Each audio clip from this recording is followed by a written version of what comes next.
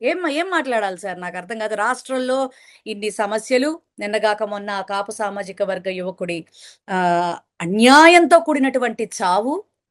అదే సీఐతో అదే నెలలో ఆ సీఐ బారిన పడి ఒక పిల్లాడి ఆత్మహత్య. హ్మ్. అసలు ఇన్ని జరుగుతా ఉంటే మేకప్ మీద స్పందిస్తారు మన డిప్యూటీ సీఎం గారు.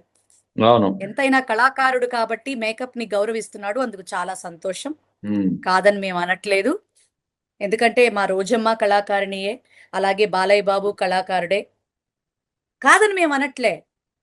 కానీ ఆవిడేం మాట్లాడిందో దానికి అసలు మినహా కన్యాదానం అన్నట్టుగా వంగలపూడి అనిత గారిని అమర్నాథ్ గారు ఎందుకు మాట్లాడవలసి వచ్చింది అంటే ఆయన అదేంటి సాటి మాజీ మంత్రి. ఎందుకంటే ఒకప్పుడు చేసినటువంటి వ్యక్తిని అదేంటి సంస్థాగతమైనటువంటి కార్యాచరణతో కూడినటువంటి ఆహ్, అలాంటి వాటి విషయాల్లో క్వెషన్ చేయకుండా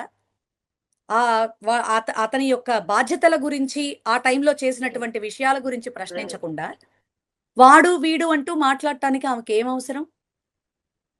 మీరు గమనించుంటారు 2 రోజుల నుంచి మేకప్ తగ్గిచ్చారావిడ. ఆహా!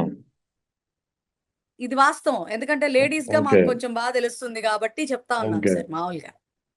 అంతకుముందు ఆవిడకి, ఇప్పుడు ఈ 2 రోజులుగా వస్తున్న ఆవిడ ఫోటోలకి తేడా జూడండి. హ్మ్. ఎందుకంటే మనం చేసే పని తక్కువ, మిగిలిన విషయాల మీద ఎక్కువ కాన్సంట్రేట్ జేస్తే ఇట్లాంటి విషయాలే మనం ఫేస్ చేయాల్సుంటుంది. దాని మీద మన అయ్యగారు స్పందిస్తా ఉంటారు. రాష్ట్రంలో జ్ఞానేశ్వరి మీద స్పందించలే, దెందులూరు ఎమ్మెల్యే మీద స్పందించలే, అరవ అవును. శ్రీధర్ తన సొంత ఎమ్మెల్యే చేస్తే స్పందించలే.